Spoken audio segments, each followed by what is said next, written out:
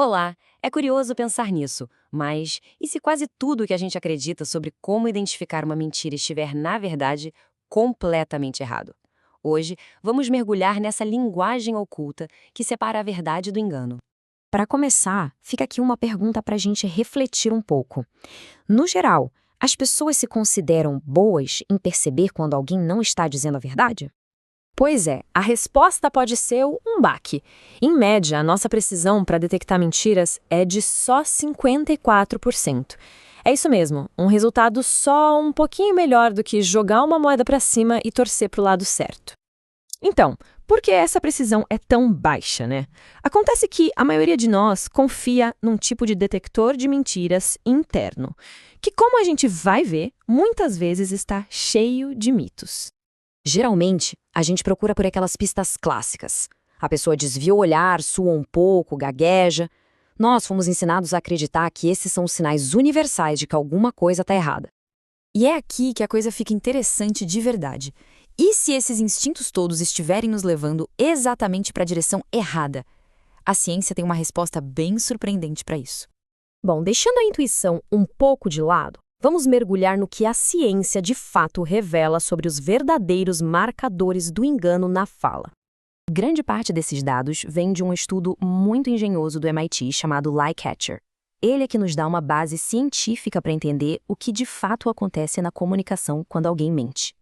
E olha, os resultados são realmente surpreendentes. As estratégias mais comuns que as pessoas usam, como analisar o tom de voz, procurar por pausas ou atrasos na resposta, são, na verdade, ineficazes. E o mais chocante, prestar atenção na confiança de quem fala pode até piorar a nossa capacidade de julgamento. Aqui fica bem claro o grande contraste entre a intuição e a realidade.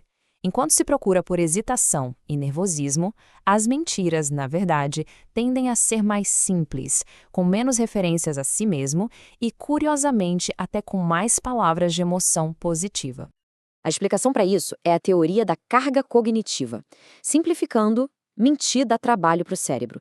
Ele precisa inventar uma história, mantê-la consistente e ainda monitorar a reação de quem ouve. Com isso, sobra pouca energia mental para criar uma narrativa complexa e cheia de detalhes. Certo. Então, se a mentira muitas vezes se esconde nessa simplicidade forçada e na falta de detalhes, qual seria o antídoto? A resposta está justamente no seu oposto, a busca pela clareza intencional. Como um ótimo exemplo de comunicação direta, vamos usar o guia de estilo do NARA, os Arquivos Nacionais Americanos. O princípio deles é a clareza total. E os princípios são elegantemente simples.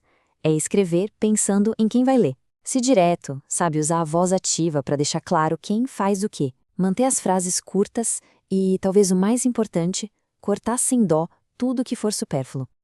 Agora, um exemplo clássico de escrita burocrática, cheia de jargões e palavras que parecem importantes, mas na verdade só complicam. É o tipo de frase que esconde a mensagem principal. E isso ilustra brilhantemente o poder da clareza. A mensagem é exatamente a mesma, só que agora ela é direta, inequívoca e muito mais fácil de entender. O ponto crucial é que a comunicação clara envolve eliminar ativamente palavras desnecessárias e frases passivas. É um verdadeiro exercício de precisão. Mas essa busca pela precisão vai além de simplesmente cortar palavras.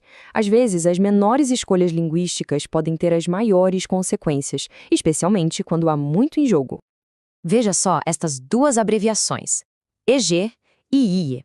Elas são frequentemente confundidas, mas seus significados são bem diferentes.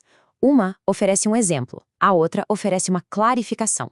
Usar a errada pode mudar completamente o sentido.